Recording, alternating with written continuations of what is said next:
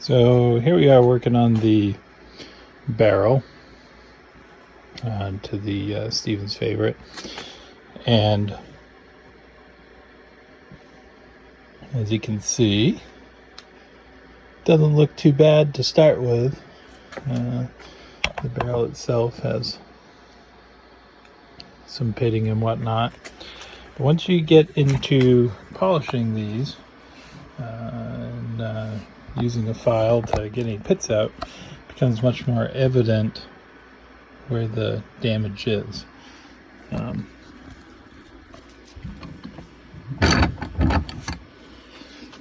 So as you can see, I've already started working over here. These two sides have been filed out so that there's no longer any pitting in them.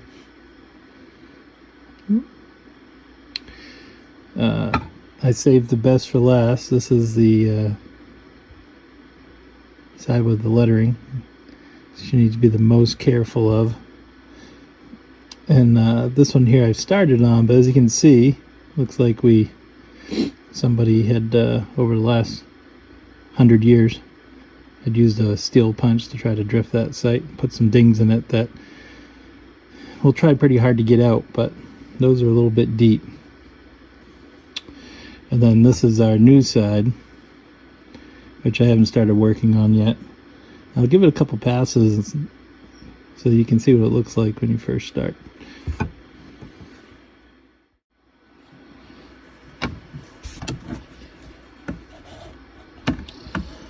So you're not going to be able to really see a whole lot because of the angle the camera's at, but when you draw a file, it's important that you don't pull the file in both directions. They're made to cut one way. So I'm really taking the pressure off in one direction as I do this. Might not appear like it, but this side is actually pretty good. But as you can see, there are still rough spots and pits that if you just start right off with like 100 grit, those would be very difficult to get out. Like you can really see them on this other flat here. So our goal is to get all of those out. One of the biggest things that people see when they look at reblued rifles are rust pits like that the person doing the polishing didn't take the time to get out properly, and just one of them can ruin a bluing job just because it's easy to identify it and to see an imperfection in the preparation. So we're going to continue and see how this goes.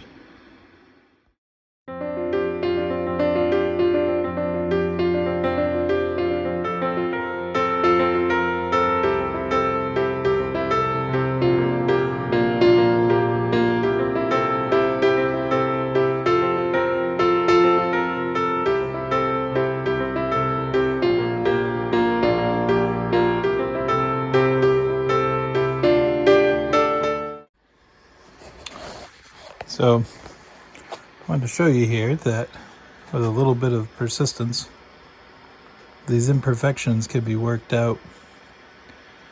And it's pretty easy to give up on them at first, thinking that it would make the barrel seem different. But as you can see, the line is nice and straight. You can't tell that that extra metal was removed. And the bottom wasn't as much of an issue as that one there, but so that imperfection's been removed. Now we're putting in file marks, which will have to be removed through the next sanding process, but there's nothing worse than getting into your 220 grit or 400 grit on your final sanding and finding a pit that you didn't get to the bottom of with your file and having to go back to a file to remove that pit.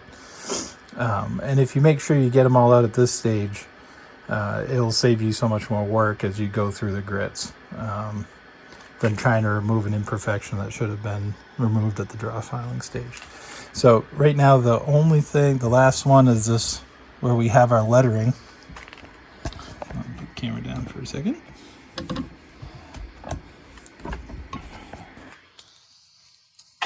So as you know, this is where you might have to make some concessions.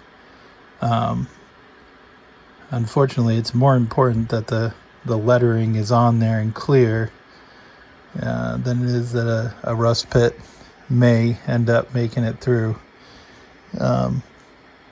So we're going to be really careful, and on round barrels especially, you want to make sure that it's a pretty good pit up there in the front. It's going to be a tough one to get out, but you want to make sure that you don't do a whole lot of mechanical polishing around that lettering, because it's harder to control and see how much of the metal that you're removing. And this particular one has some pretty fine, it's not super deep, especially up there where it says it's like Chicopee Falls. So anyway, let's give it a try. See where we end up.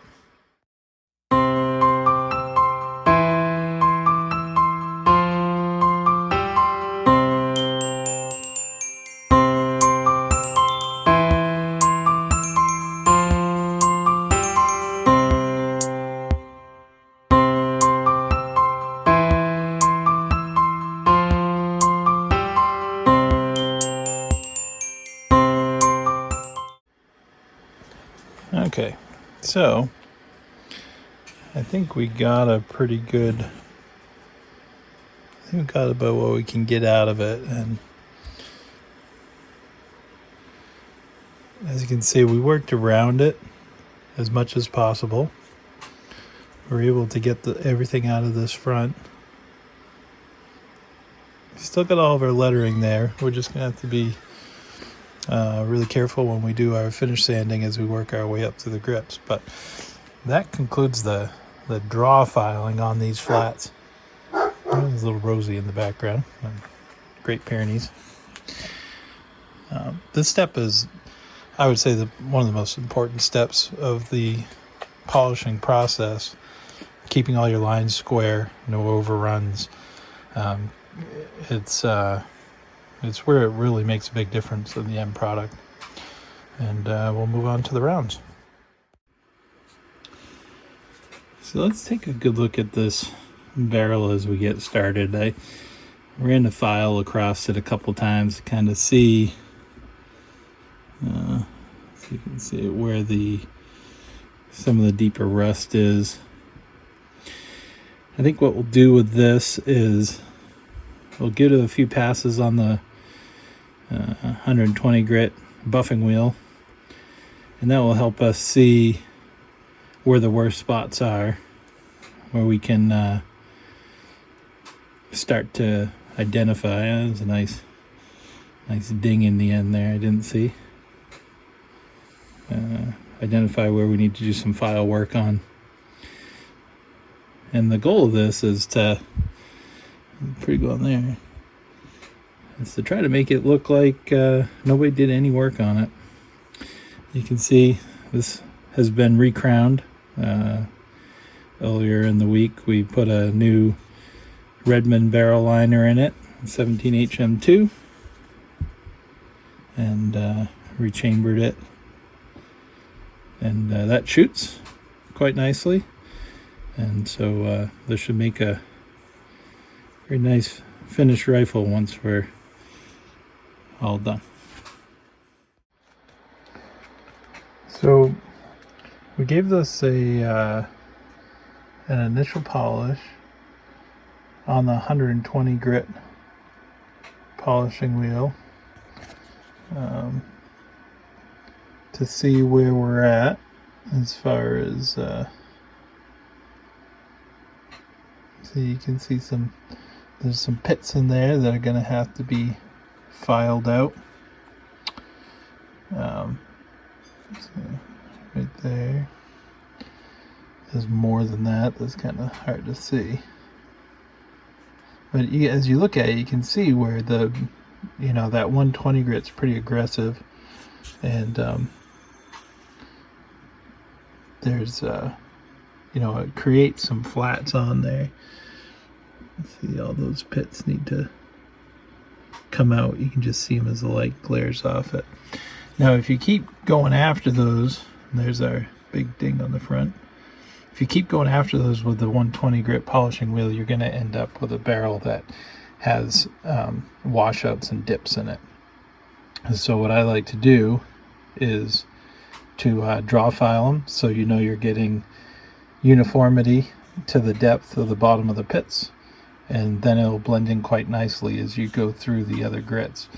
And it's a lot easier to remove filing marks with a 120 grit wheel and then step all the way up to 400 than it is to try to get these out with the 120 grit polishing. All you're going to do is just dig into the finish.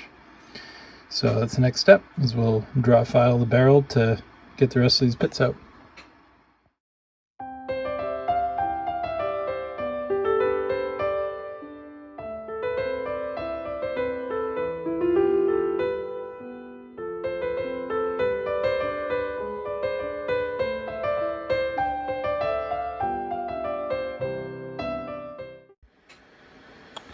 As you can see, we've shrunk this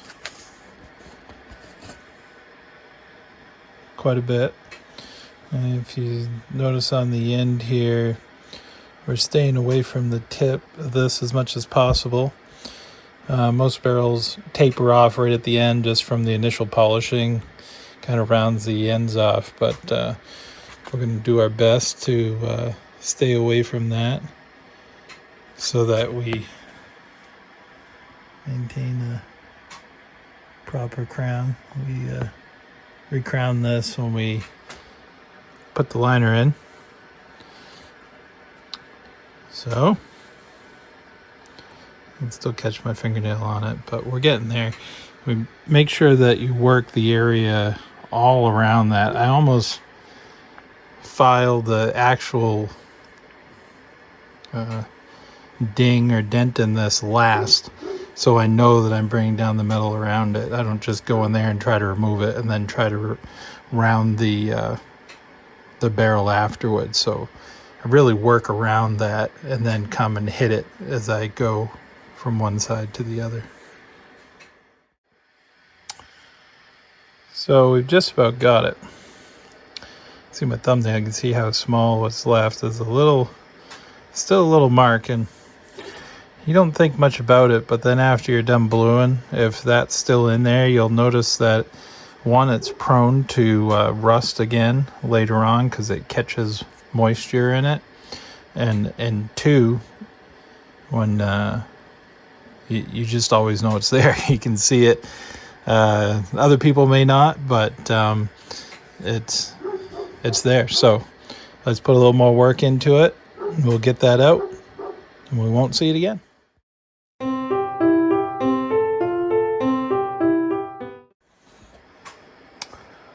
So there you have it. It's gone. Now we'll go throw it over on the buffing wheel again, and we'll have you taking a look at it. And there you have it. It's gone. And you can see there's still a little bit of flat spots on there. That's because of using the buffing wheel on a round surface that doesn't perfectly mate. But as you work through the grits and the finer polishing, those lines will work their way out, and what don't, you can hand sand them out. But that ding now is completely gone, and when this is finished, you won't see it again. So I'm going to go through and I'm going to find the rest of the spots that need to be filed out and then buffed, and we'll go from there.